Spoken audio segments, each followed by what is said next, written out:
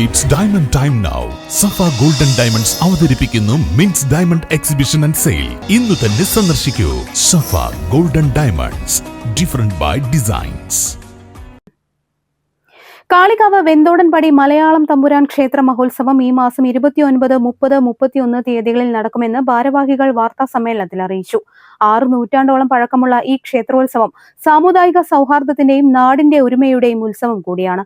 ഉത്സവത്തിന്റെ കൊടിയേറ്റം മുതൽ തീരുന്നതുവരെ സഹോദര സമുദായത്തിലെ കാരണവന്മാരും യുവാക്കളും രംഗത്തുണ്ടാവുമെന്നതാണ് പ്രത്യേകത.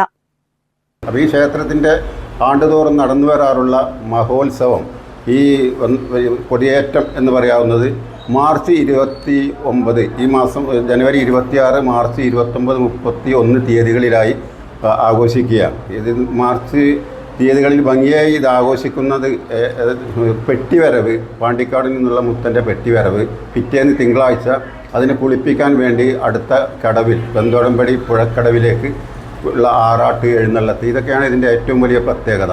നൂറുകണക്കിന് കോമരങ്ങളുടെ അകമ്പടിയോടെയാണ് ഇത് നടക്കുന്നത്. ജാതി മത കക്ഷി രാഷ്ട്രീയ ഭേദമന്യേ ഈ പ്രദേശത്തുള്ള എല്ലാവരും ഉത്സവത്തിനെത്തുമ്പോൾ ഈ ഉത്സവം കിഴക്കൻ ഏറനാട്ടിൻ്റെ ഒരു ദേശീയ ഉത്സവമായി പരിഗണിക്കാവുന്ന ഒരു മതേതര സങ്കല്പം കൂടിയുള്ള ഒരു ഉത്സവമാണ്. ഇങ്ങനെയുള്ള ഉത്സവങ്ങളൊക്കെ വളരെയധികം കുറഞ്ഞ കാലഘട്ടങ്ങളിൽ ഈ നമ്മുടെ നാടിൻ്റെ ഐക്യവും അതുപോലെ തന്നെ നാടിൻ്റെ സന്ദേശവുമൊക്കെ, ഐക്യത്തിൻ്റെ സന്ദേശമൊക്കെ ഉയർത്തിപ്പിടിക്കുന്ന ഒന്നാണ് ഈ ക്ഷേത്രോത്സവം. ഇതിൻ്റെ ഭാഗമാക്കായിക്കൊണ്ടുള്ള നിരവധി പരിപാടികൾ ഇതോടനുബന്ധിച്ച് നടക്കുന്നുണ്ട്.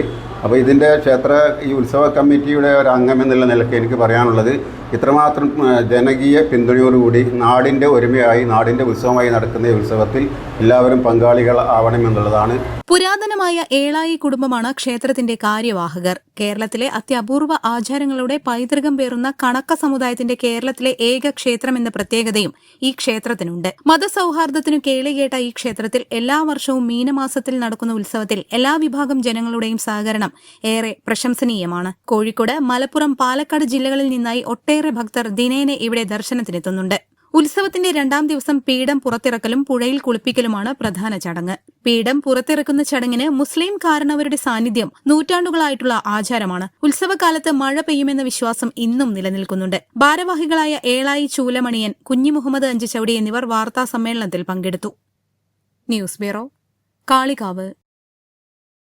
അത്യാധുനിക സൗകര്യങ്ങളുമായി ഇനി പുതിയ രൂപത്തിലും ഭാവത്തിലും ഇന്ത്യൻ ബേക്സ് നിങ്ങളെ സ്വാഗതം ചെയ്യുന്നു.